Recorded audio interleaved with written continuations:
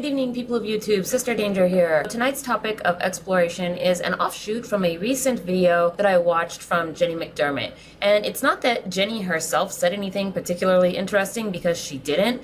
The fact that she had such a vehement reaction in combination with my own experiences of having people jump all over me for merely wanting to open discussion on why they have very adverse opinions to the legalization of sex work and prostitution is what has prompted me to want to dig a little bit deeper into their rationale. That said, let's take a look at some of the things that Jenny has to say on the topic. She makes a new terminology for the thing and makes it sound technical, then she can't get any backlash or flack for supporting it. Trivial though it may be, considering that Jenny just made a whole video ripping on anybody that might have the opinion that sex work should be legalized, no one is free from any and all backlash. That's what it is. And she's trying to change the terminology so that we think it's something different, or that it's a valid source of income.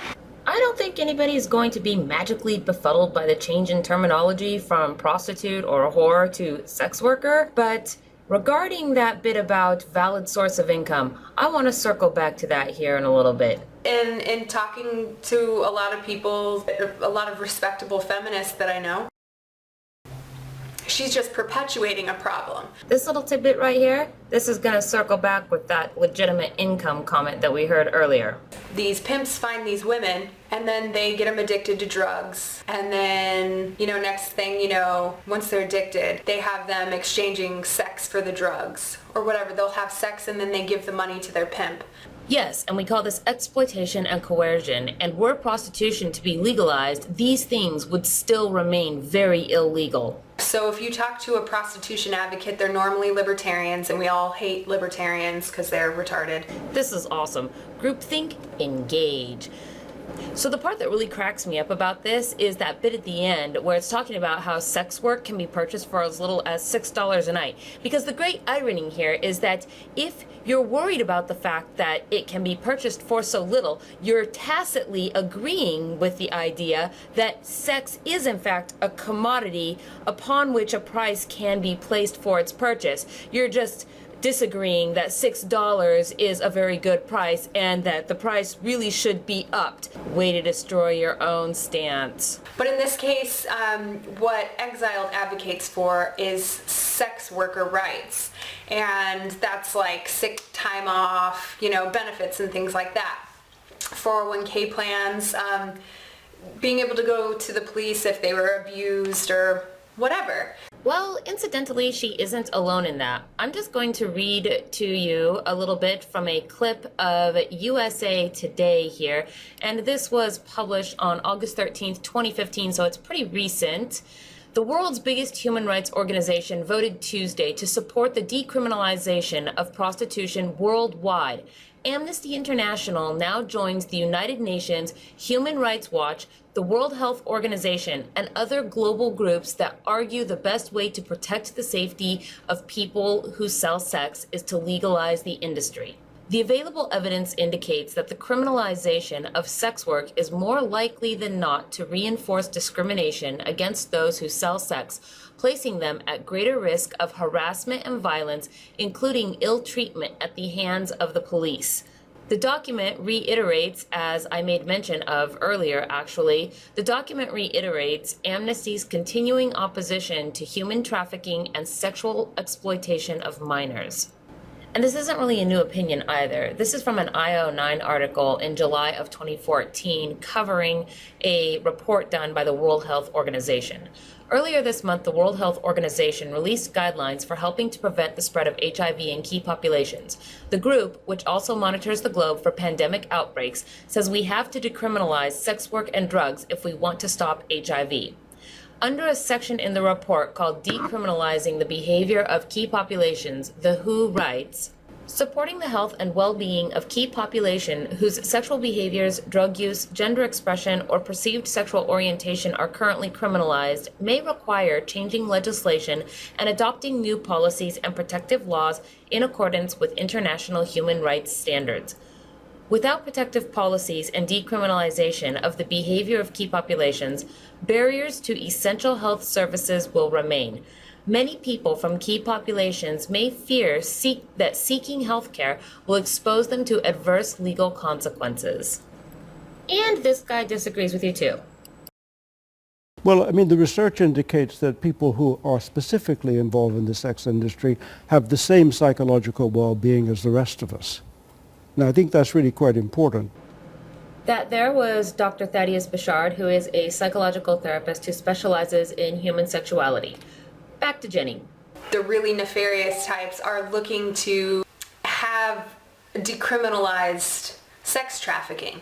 That means they want to be able to kidnap young girls or coerce young girls off the streets. So I'm not really sure who's meant by the nefarious types at the top, but if we are talking about pimps, then I feel relatively comfortable saying that pimps do not have the influence over major world organizations such as AI or the World Health Organization, such that they would be able to convince them to try to legalize sex work just so they can exploit women at the bottom. That seems like an outlandish claim. They defile them. They take shits on them. They masturbate all over them. They fuck them in the ass. Jenny and her vitriol aside, she's just one person. And as I often like to do in these little scenarios where I have questions that I'm curious to explore, I decided to engage in the very scientific process of taking my question down to the local cantina. And we have a few regulars that hang out in the bar, so I thought I might pose this question to them and to the unsuspecting people who happened through on that particular evening. I'm happy to report that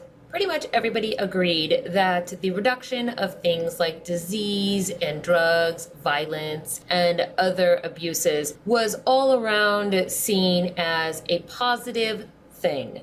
Everybody could get on board with the humanitarian ideas that reducing harm to other people is good. Despite agreeing on all the positive effects that the legalization of prostitution would have, that wasn't enough to convince everybody that it should be legalized. So I was particularly interested in hearing the objections of those who were still holding out. And as it turned out, their objection was solidly grounded in a moral objection to the selling of sex. And when I asked as to where this moral objection arose from, they invariably said the Bible. The breakdown of the personal moral argument can be pretty quickly disregarded as frivolous because it more or less goes like this. Prostitution should be illegal because of moral reasons. Do you think it's okay to assert your moral preferences over others? If the answer to that question is yes,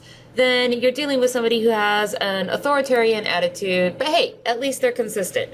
If you agree, however, that it is not acceptable to assert your personal moral values over another person, then it cannot be morally acceptable to impede their ability to achieve humane treatment and medicine on the grounds of your moral belief. If the argument is going to be made that an action is immoral and shouldn't be done, then that argument needs to explore what attributes we consider to make an action immoral to begin with. And by immoral, we mean to say the value judgments of right and wrong or just and unjust.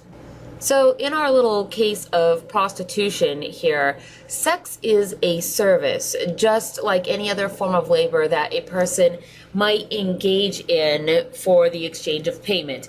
A stylist cuts your hair, a gardener mows your lawn, and they receive payment of service for that labor. Since we've already established that it's not okay to assert your personal moral beliefs over another person unless you're some kind of totalitarian overlord, any objections that are based on a personal morality need to be disregarded in favor of looking at the issue as objectively as possible. So what kind of objections does that leave us with? We would consider a haircut, for example, to be immorally obtained if it were garnered by way of coercion. For example, if the worker was compelled through fear of violence or some kind of threat against their person to act against their better interests. We would consider a lawn mowing job to be immorally obtained if it were achieved through exploitation. For example, if the use of somebody's addiction were used as leverage in order to solicit the act of lawn mowing from them. We would consider any work wrongfully obtained if the contract of agreement that underscored that work wasn't reflective of a fair market value, which is to say, if you were to pay somebody substantially less than what their time and effort was really considered to be worth. Another useful way to look at this issue is from the angle of what is an acceptable exchange for the act of sex. One example of this might be commodities such as dinner, drinks, movie, time, gifts that are given, assistance with bills or living. Anything along these lines are generally considered acceptable as long as they are done under the guise of either being in a relationship or attempting to establish a relationship. The aforementioned commodities are also considered acceptable in exchange for sex if it happens to be a one-night stand or maybe a little flingy affair. It's acceptable to trade sex for sex. And in fact, between consenting adults, it is pretty much okay to trade sex for anything as long as the terms of the trade remain ambiguous and undefined. And so the question has to be asked at this point, what exactly is the difference between trading money for sex versus various commodities for sex? I'm going to argue here that the difference is nothing. It is purely cosmetic. Assuming an equitable situation with consenting adults, it never was and never will be the coinage used in a trade that makes it moral or immoral. It is the fairness of a freely made trade that gives it its moral worth, regardless of the currency used. Further, to deny somebody medical assistance or protection from abuse, coercion, and exploitation because your personal morality or religion stands in opposition to the act which caused them to need those services in the first place is basically to try to force others to behave according to how you want under penalty of harm through the denial of human rights services if they don't behave the way that you want. It essentially makes you the neighborhood panderer, except that the product you're pushing is some sort of your own unique brand of self-ascribed virtue. This is effectively saying that the only people who deserve medical health care and workers' rights are the people who are doing a job that you morally agree with, which is a pretty insidious way to try to enforce your morality over other people. And if you think about it, it really isn't any different than the exploitation of a pimp who would do something like hold a person's need for food or clothes or living essentials hostage in exchange for sex work. Except for in this case, medicine, protection, and rights are being held hostage from the worker in exchange for deference to your personal moral code. So, assuming you agree with basic capitalist principles that goods and services are exchanged for other goods and services, and assuming that you believe that people should have their own personal autonomy, and assuming you agree with humanitarian fundamentals such as basic human rights, I'm not sure what rational argument could be made against the legalization of prostitution. Now, circling back to that whole conversation about the sex industry being a multi-billion-dollar industry, I don't know about you, but I feel pretty righteously indignant when I hear that there's that much money going around and nobody's paying any taxes on it, pretty much because some people with a moral compunction against it keep the industry illegal. That's a lot of money. That's it, everyone. Thank you for watching. Yes, there has been a costume change. I stayed up really late last night recording and then editing that video, and I just didn't quite make it to the end. But I really wanted to cover this topic because there's a lot of internal inconsistency that I witness and experience pretty much watching conversations and such online, and it really just sort of grates. I don't really care if you're against it or you're for it, but if you're going to be against it, at least just say that it's because you do in fact think that there are certain aspects of what a person can do with their own body that should in fact be controlled. And I hope that everybody has a good morning.